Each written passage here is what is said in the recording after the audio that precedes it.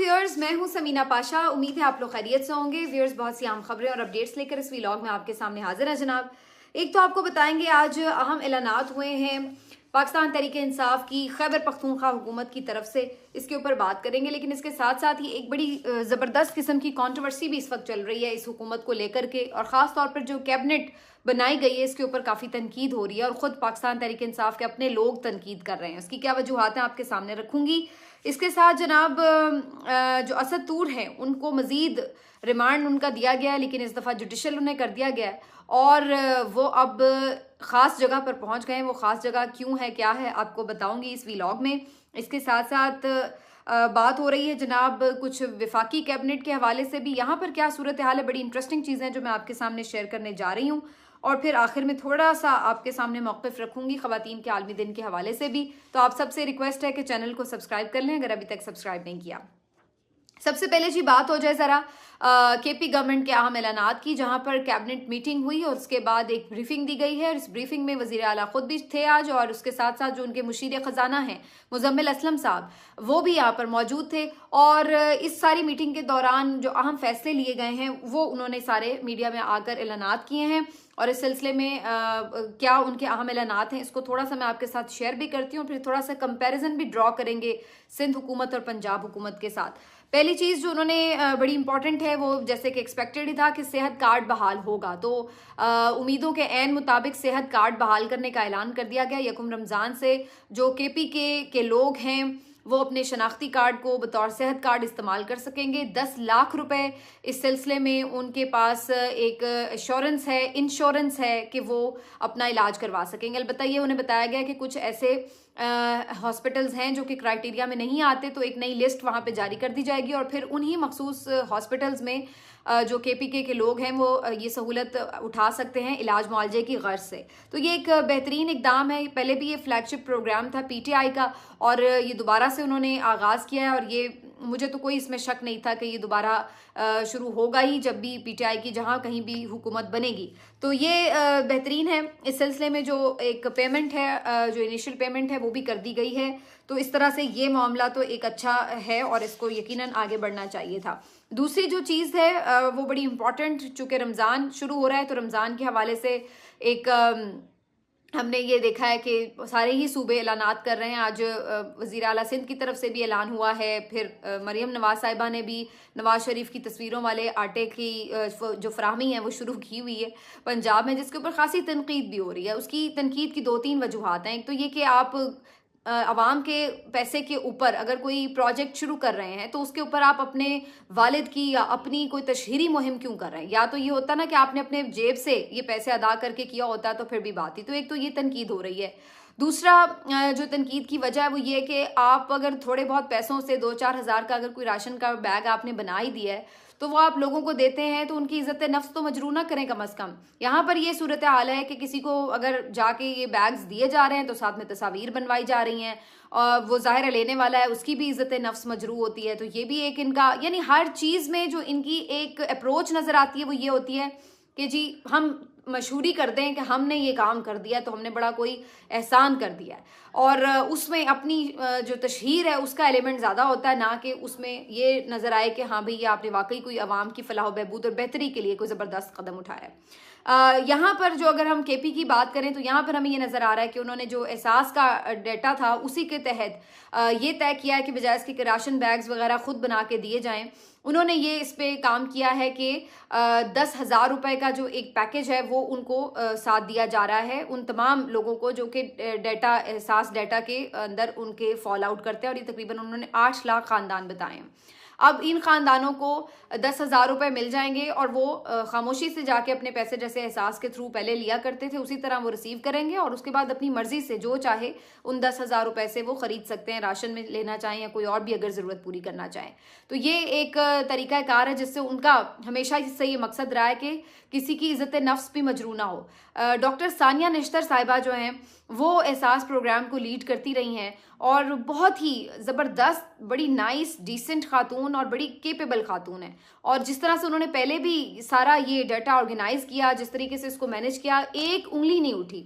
बल्कि मैं आपको बताऊं कि आलमी सतह के ऊपर ये जो एहसास प्रोग्राम था इसको ना सिर्फ पजीराई मिली बल्कि इसको एक अवार्ड भी मिल चुका है और बहुत सारे जगहों पर बाकायदा इसको एक एग्जाम्पल के तौर पर बताया जा रहा है कि किस तरीके से आप इसको फॉलो कर सकते हैं इस प्रोग्राम को। तो ये एक बेहतरीन इनिशिएटिव था जिसमें कैसे शफाफियत को यकीनी बनाया गया और फिर साथ साथ इस बात को भी यकीनी बनाया गया कि लोगों की इज्जत नफ्स भी मजरू ना हो और ट्रांसपेरेंसी भी रहे। तो ये बेहतरीन एक काम था, उसी को आगे इन्होंने कंटिन्यू किया है। दूसरी तरफ हम ये देख रहे हैं कि जो इन्होंने बैग्स बनाए राशन के, उसके ऊपर अभी से ये सवालात उठ रहे हैं कि जनाब ये जो इसके अंदर आपने घी रखा है अगर, तो ये किसी स्पेसिफिक कंपनी को फ़ायदा पहुंचाने के लिए तो ठेका नहीं दे दिया गया। अगर आपने कोई उसमें चीनी डाली हुई है एक पैकेट कोई 1 किलो 2 किलो का, तो वो किस शुगर मिल्स को आपने ठेका दिया था? क्या उसके लिए कोई टेंडर जारी किया गया था? कोई इसके लिए बाकायदा एक प्रॉपर प्रोसीजर आजमाया गया था? या ये भाई मेरे किसी जानने वाले की शुगर मिल है लिहाजा सारा ठेका इसको दे दो, इसके तो खूब पैसे बन जाएंगे। तो ये सारी चीज़ें जो हैं इसके ऊपर कोई वजाहत जो है वो पंजाब गवर्नमेंट की तरफ से सामने नहीं आई है, लेकिन मीडिया के ऊपर मुसलसल इसके ऊपर सवाल उठ रहे हैं कि ये जो सारा प्रोसेस था ये इतना ट्रांसपेरेंट नहीं है और फिर जिस अंदाज से दिया जा रहा है वो भी कोई इतनी काबिल सताइश बात नहीं थी। तीसरी जो इम्पॉर्टेंट बात है, KPK हुकूमत की तरफ से आज ऐलान किया गया है कि जो मुख्तलिफ THQ और DHQ अस्पताल हैं, डिस्ट्रिक्ट हेडक्वार्टर्स अस्पताल, तहसील हेडक्वार्टर्स अस्पताल, यहाँ पर जो मुख्तलिफ आते हैं लवाहिकीन वगैरह अहले खाना मरीज़ों के, उनके लिए बहुत मुश्किलात का सामना रहता है। ज़ाहिर है एक तो पहले ही बेचारे गरीब लोग होते हैं जो सरकारी अस्पतालों का रुख करते हैं और वहाँ पर फिर उनको अगर ज़्यादा देर का इलाज मुआलजा हो, रहना पड़े, खाना पीना पड़े, तो मरीज़ के खर्चे के साथ अपना खर्चा भी उठाना मुश्किल हो जाता है। तो वहाँ पर उन्होंने फ्री जो सुबह की सहरी और अफ्तार का जो सामान है उसका लंगर का एहतमाम किया है। मैं समझती हूँ ये एक बेहतरीन इकदाम है क्योंकि ये वाकई बात दुरुस्त है। बड़ी तादाद में लोग आते हैं इन अस्पतालों में और बेचारे पहले ही परेशान होते हैं बीमारियों की वजह से और ऊपर से फिर खाने पीने के मसाइल भी उन्हें दरपेश होते हैं। बल्कि मैं तो इससे समझती हूँ कि इससे एक स्टेप आगे बढ़कर ये होना चाहिए कि इसको सिर्फ रमज़ान तक महदूद ना रखें, बल्कि इसको मेरा ख्याल है आगे भी कंटिन्यू होना चाहिए कि तमाम सरकारी अस्पतालों में जो आपका लवाहिकीन का खाना पीना है उसको कंटिन्यू रहना चाहिए फ्री खाने पीने को। और वैसे भी इन्होंने वैसे दस्तरखान वगैरह दोबारा से बहाल कर दी हैं, पनागाहें बहाल कर दी हैं, जो खैबर पख्तूनख्वा में कम अज़ कम ये कर सकते थे तो वो तो इन्होंने बहाल कर दी है। तो ये सब चीज़ें इन्होंने की हैं। तीसरी तरफ अगर हम हॉस्पिटल्स की जैसे मैंने बात की है, तो अगर हम पंजाब हुकूमत को देखें तो इन्होंने क्या ऐलान किया है कि जी सरगोदा में वो इंस्टीट्यूट ऑफ कार्डियोलॉजी के हवाले से कोई स्पेशल ये कह रहे हैं कि हम वो बनाने जा रहे हैं एक इमरजेंसी सर्विसेज या एक स्पेशल उसका अलग से ब्लॉक बनाने जा रहे हैं, जबकि बहुत सारे लोग ये रिपोर्ट कर रहे हैं, मुख्तलिफ रिपोर्टर्स भी इवन इसको कर रहे हैं तस्दीक के। ये पहले से ही वज़ीर आला जो थे परवेज़ इलाही साहब, उन्होंने इसका अप्रूवल कर दिया हुआ था। तो ये ऑलरेडी एक ऑनगोइंग मंसूबा है जिसके ऊपर फिर से मरीम नवाज साहिबा अपनी तख्ती लगाना चाह रही हैं। तो कुछ ऐसी सूरत हाल है। और दूसरा जो इन्होंने हॉस्पिटल बनाने का ऐलान किया उसके ऊपर भी बड़ी तनकीद हो रही है कि कैंसर हॉस्पिटल पहला, इस पर मैंने पहले भी बात की थी। और फिर उसके बाद आप किस तरह से जो मौजूदा हॉस्पिटल्स हैं उनको बेहतर कर सकते हैं, इसके बजाय सिर्फ एक कंपटीशन में कि चूँकि इमरान खान ने हॉस्पिटल बनाया और उसके हॉस्पिटल के मुकाबले में मैं भी हॉस्पिटल बना दूं, तो ये जब आपका इंटेंट होगा तो फिर उसके बाद आप अंदाज़ा लगा लें कि आपकी प्रायोरिटी क्या है। और कुछ KPK हुकूमत के जो ऐलानात हैं उनमें एक बड़ा अहम ऐलान है। उन्होंने ये कहा है कि जी हम जो ये है पुराने जो वज़ीर हैं सूबाई, उनके मुराद ख़त्म कर रहे हैं। ये दो धारी तलवार चलाई गई है। एक तरफ उन्होंने ये शो किया है कि जी हम ख़जाने पे बोझ नहीं बनने देना चाहते, और दूसरा ये अक्सर वज़रा वो थे जो अब अगर पार्टी का हिस्सा नहीं है तो वो किस खुशी में मुराद लेते रहें। तो दोनों तरफ से उन्होंने ये काम चलाया है कि जिन्होंने पार्टी छोड़ी है उन्हें क्यों फ़ायदा पहुंचे, और दूसरा ये भी कि जिसको किसी को अगर रखना है प्रोटोकॉल या कोई सिक्योरिटी वगैरह तो वो फिर अपने पैसों से रख ले, अफोर्ड कर सकते हैं। तो जहां आपको अगर ये एहसास हो कि यार हमारा सूबा अभी इस काबिल नहीं है कि ये अल्ले तल्ले बर्दाश्त करे, तो ये एक अच्छा जेस्चर ज़रूर जाता है। अगरचे इससे बहुत ज़्यादा ना भी फ़र्क पड़े लेकिन अच्छा जेस्चर ज़रूर जाता है कम से कम कि भाई जो वज़रा हैं वो ख़ुद भी कुछ कॉम्प्रोमाइज़ कर रहे हैं। और जो उन्होंने कहा है कि रमज़ान के बाद जो मौजूदा कैबिनेट है उसके ऊपर भी अच्छे खासे कट वगैरह लगेंगे जो इनको मुराद मिलती हैं। तो ये सब कुछ जी आज अहम ऐलानात थे, लेकिन साथ ही साथ KPK हुकूमत की कैबिनेट के ऊपर बड़ी तनकीद हो रही है खुद सोशल मीडिया की तरफ से। और PTI के लोगों को सबसे ज़्यादा जो एतराज़ है वो इस बात के ऊपर है कि शेर अफजल मरवत साहब के जो भाई हैं उनको यहाँ पर मुशीर मुकर्रर किया गया है। और उनका एतराज़ सबसे बड़ा ये है कि ये साहब, एक तो पहली चीज़ ये है कि ये इमरान खान साहब के ऊपर माजी में तनकीद करते रहे और बड़ी शदीद किस्म की तनकीद करते रहे, बड़े गलत अल्फाज इस्तेमाल करते रहे। और दूसरा एतराज़ ये है कि फिर ये मौरूसी सियासत के खिलाफ जब हम बात करते थे, हम दूसरों को कहते हैं कि मौरूसियत नहीं होनी चाहिए, तो फिर कैबिनेट में भी एक बड़ी तादाद में ये सुनने में आ रहा है कि किसी का भाई, किसी का बेटा, किसी का कज़न, किसी का कोई आपने भर्ती कर लिया है। तो ये यहाँ पर भी फिर हम यही बात कहेंगे कि फिर आप क्यों अपने अपने लोगों को नवाजने और बांटने में ओहदे मसरूफ़ हैं। तो ये तनकीद बेसिकली दो तरफ से हो रही है। और ख़ास तौर पर जो शेर अफजल मरवत साहब के भाई हैं उनके ऊपर बहुत ज़्यादा तनकीद हो रही है। इसके ऊपर अजहर मशवानी साहब का एक ट्वीट भी मैंने देखा है कि जी हम क़यादत को पहुँचा रहे हैं तहफ़्फ़ुज़ात, सारी जो कैबिनेट है वो खान साहब की अप्रूवल से ही हुई है और अगर आपके तहफ़्फ़ुज़ात हैं वो हम पहुंचा देते हैं, फ़ैसला खान साहब का ही होगा। लेकिन ये जितना प्रेशर बिल्ड हो रहा है, मुझे लगता है कि शेर अफजल मरवत साहब के भाई को यहाँ से रिमूव करना पड़ेगा कैबिनेट से।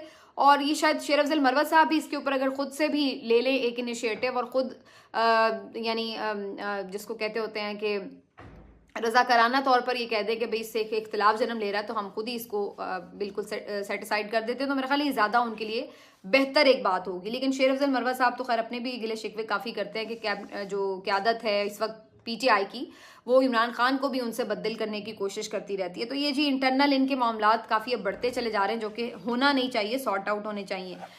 आगे जनाब आपको ये बताएं कि क्या सूरत हाल है जनाब। अगर हम बात करते हैं ख़ास तौर पर जो वफाकी काबीना है, तो यहाँ पर भी PMLN को काफ़ी मुंह की खानी पड़ रही है, क्योंकि आप जब लोगों के आप कह लें कि कॉम्प्रोमाइज़ करके और फिर आप हुकूमतें लेते हैं और हार कर जब आपको ज़बरदस्ती जितवाया जाए और फिर आपको हुकूमत लेनी पड़े, तो फिर आपको बहुत कुछ कॉम्प्रोमाइज़ भी करना पड़ता है। तो यही सूरत हाल इस वक्त हमें नज़र आ रही है। जो वफाकी काबीना है वहाँ पर वज़ीर ख़ज़ाना इसहाक डार नहीं बन सक रहे, उनके ऊपर एतराज़ात हैं। तो एक बैंकर हैं औरंगज़ेब साहब, उनको बनाया जा रहा है। इसी तरह वज़ीर दाखिला के लिए जो नाम आया है वह मोहसिन नकवी साहब का, बहुत लोग कंफर्म करें कि मोहसिन नकवी साहब वज़ीर दाखिला बनने जा रहे हैं। तो एक तो आप मोहसिन नकवी साहब का मतलब कमाल देखें कि एक तरफ वो PCB के चेयरमैन भी हैं, फिर वज़ीर दाखिला भी बन रहे हैं। तो ये बेसिकली उनको नवाजने का और जो उनकी खिदमात हैं, उनके इतराफ़ात का जो सिलसिला है वो जारी है। और अहम शख्सियात से उनकी जो भी रिश्तेदारी है, दोस्ती है, और जो फिर उन्होंने कहा जैसे उन्होंने वैसे ही पंजाब में जो एक फस्तायत बरकरार रखी, तो इसकी बुनियाद के ऊपर जो उनको अब नवाजा जा रहा है। और आगे भी चूँकि नज़र यही आ रहा है कि अब एहतजाजी तहरीक चलनी है तो दाखिला की वजारत बड़ी इंपॉर्टेंट होगी।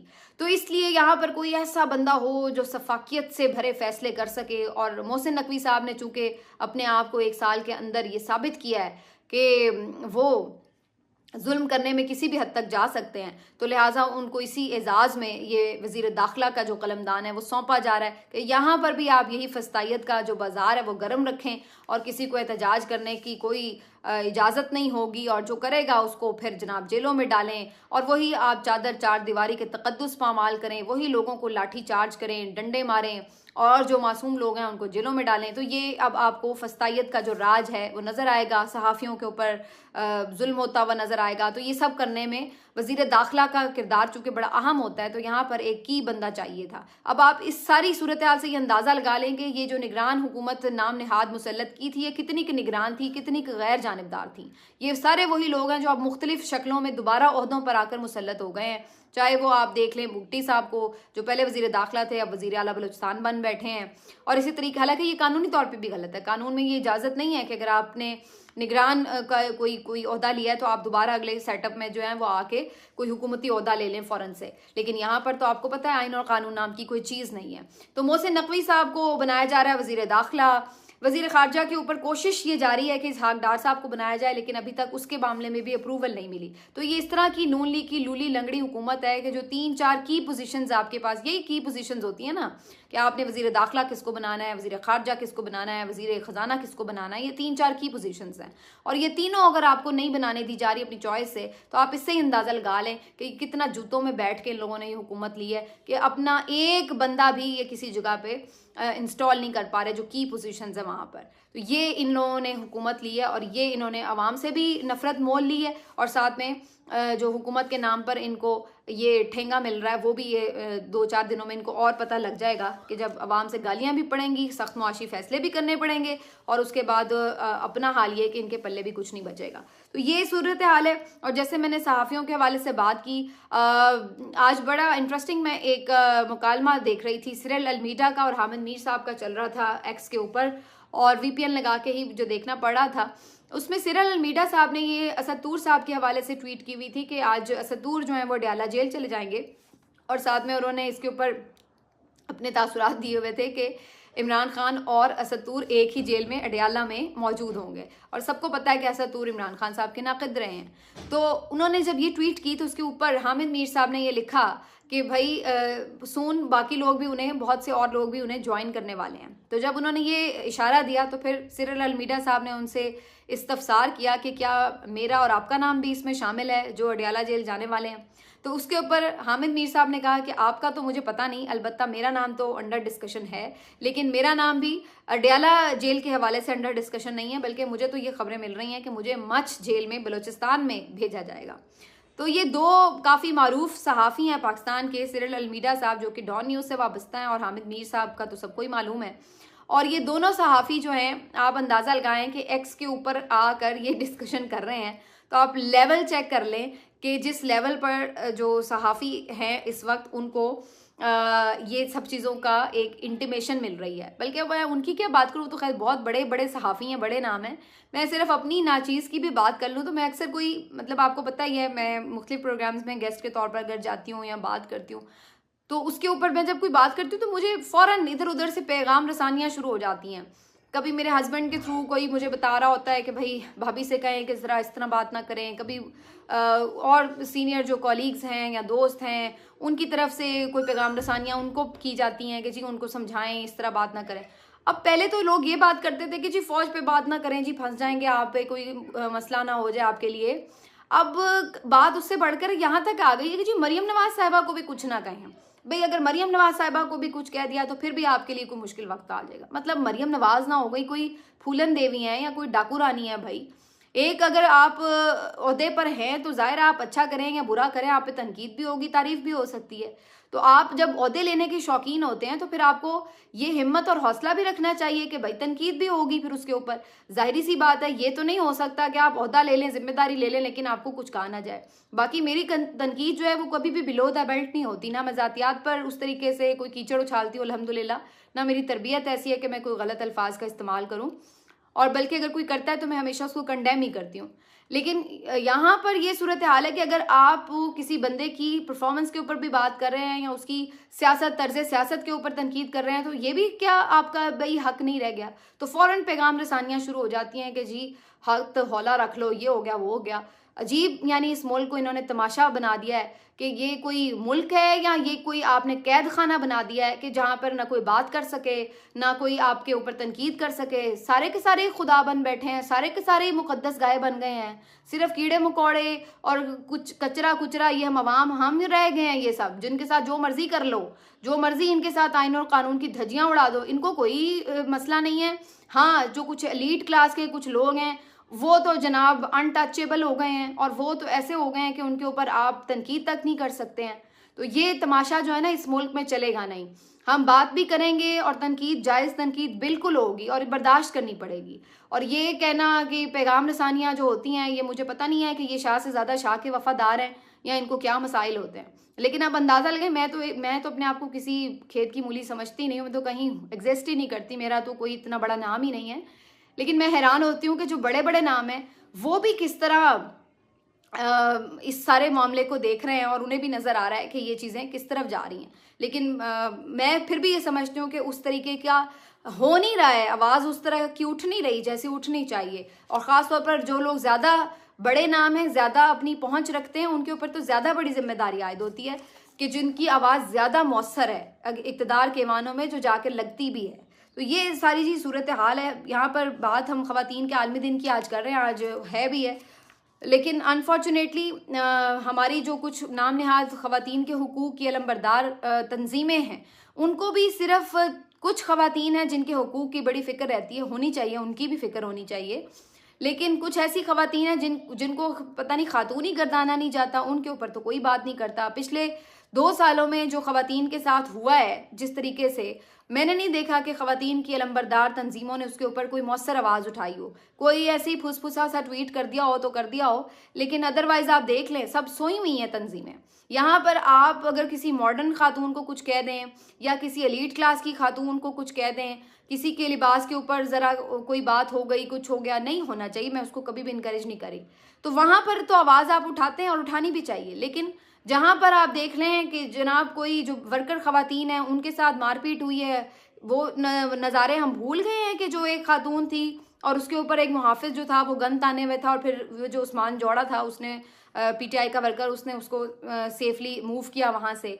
या तैयबा राजा ने अगर दुपट्टा फेंका था तो उसको किस अंदाज से घसीट कर ले जाया गया था, तो ये हम भूल गए हैं क्या? यास्मीन राशिद एहतजाज के लिए गाड़ी में मौजूद थी, उनकी जिस तरह से गाड़ी के शीशे तोड़े गए, उन्हें हरास किया गया, और एक पूरी वैन में खवातीन मौजूद थी और जिस तरीके से उन्हें हरास किया गया, और जिस तरह से खवातीन के सामने मुख्तलिफ एहतजाजों के अंदर उनके बेटों को, उनके बाप को या उनके भाइयों को खींच खींच के घसीटा गया, वो हरास हो रही थी, ये सब हम भूल गए हैं क्या? इनके ऊपर कहाँ थी ये खवातीन के अलंबरदार जो तंजीमें हैं खवातीन के हुकूक की, क्यों नहीं बोली? बुशरा बीबी साहिबा से जो सवालात हुए हैं अदालत के अंदर, जो उस बापर्दा खातून ने सब कुछ बर्दाश्त किया है और जितनी उसकी कैरेक्टर असैसिनेशन की गई है, और अफसोस की बात यह है कि कुछ खवातीन सहाफ़ियों की तरफ से उसकी कैरेक्टर असैसिनेशन की गई है, उसके ऊपर तो किसी को कोई प्रॉब्लम नहीं हुआ। लेकिन यहाँ पर अगर किसी के ऊपर सिर्फ एक सोशल मीडिया पे ट्रेंड ही चल जाए, नहीं चलना चाहिए, वो भी नहीं चलना चाहिए, लेकिन अगर चल जाए तो उसके ऊपर इतना शोर व गौगा होता है, पूरा मैं कहती हूँ टॉक शोज में बातें हो रही होती हैं और मार्च निकल पड़ते हैं कि जी उसको ये क्यों कह दिया, वो क्यों कह दिया, ऐसा ट्रेंड क्यों चल गया। लेकिन यहाँ पर फिजिकली जिनको हरास किया गया है, फिजिकली जिनको मारा पीटा गया है, उसके ऊपर किसी को कोई प्रॉब्लम नहीं हुई कि भाई क्यों हुआ और कैसे हुआ, किस तरह से हुआ। अगर इतनी ही वो दहशत गर्दें थी, क्या थी उनके हाथ में, क्या क्लैशनकोफ लेके फिर रही थी ये सनम जावेद वगैरह, या इन्होंने कोई आपने देखा है कि इन्होंने ये गुल्लू बट की तरह वाकई गाड़ियों के कोई शीशे तोड़े हुए थे? कौन सी ये दहशतगर्द थी? मिडिल क्लास लड़कियां हैं, बाल बच्चों वाली हैं, कभी उससे पहले नाम निशान नहीं था इन लोगों का, बेचारियों का, सपोर्टर्स थी, ये कसूर था। लेकिन चूंकि आपके मुखालिफ नजरियात से रखने वाली पार्टी की ताल्लुक था उनका, तो इसलिए आप लोगों की किसी की आवाज़ नहीं निकली। अब आप आज लोग उठा के आ जाएं, खवातीन के आलमी हुकूक के लिए जनाब बात करने बैठ जाएं, करते रहें, अच्छी बात है, हर खातून को हुकूक मिलने चाहिए, और वाकई इसमें कोई शक नहीं है कि पाकिस्तान में खवातीन के जो राइट्स हैं वो किस तरह स्नब किए जाते हैं। लेकिन ये सिलेक्टिव अप्रोच नहीं चलेगी, ये मंजन इस तरह नहीं बिकेगा आपका कि आप कहें कि जी जो हमें खवातीन पसंद हैं, जो हमारे साथ अलाइन है, वो तो ठीक है, उनको तो सब कुछ मिले, उनकी कोई तज़ीक ना हो, कोई हरास ना करे, उनको हकूक भी मिले, उनकी इज्जत भी हो और उनको अपॉर्चुनिटीज़ भी मिले। लेकिन जो दूसरी हमारी राय से मुख्तलिफ खवातीन हैं, उनको वो भाड़ में जाएं, वो बापर्दा हों, तो हमें कोई परवाह नहीं, उनके साथ गलीज़ किस्म की गुफ्तगू हो रही है, हमें कोई इशू नहीं है। तो तब आप लोगों के सबके मुंह में जो है ना वो छाले बन जाते हैं बात करते हुए। तो ये सिलेक्टिव अप्रोच को मैं तो नहीं मानती, और ना मैं ऐसी किसी भी खवातीन के हुकूक के लंबरदार तंजीम को मानती हूँ, और ना मैं इनको कभी भी इस हवाले से कोई अप्रिशिएट कर सकती हूँ। अगर आप वाकई जेन्युइनली खवातीन के हुकूक की बात करते हैं तो फिर अक्रॉस द बोर्ड करें, फिर आपको हर जगह पे उतने ही स्ट्रॉन्ग आवाज़ उठानी चाहिए। ये नहीं चलेगा कि आप मीठा मीठा हप हप कर लें और कड़वा कड़वा थू थू कर लें। मिलते हैं आपसे अगले वीडियो में, अपना ख्याल रखिए, अल्लाह हाफिज़।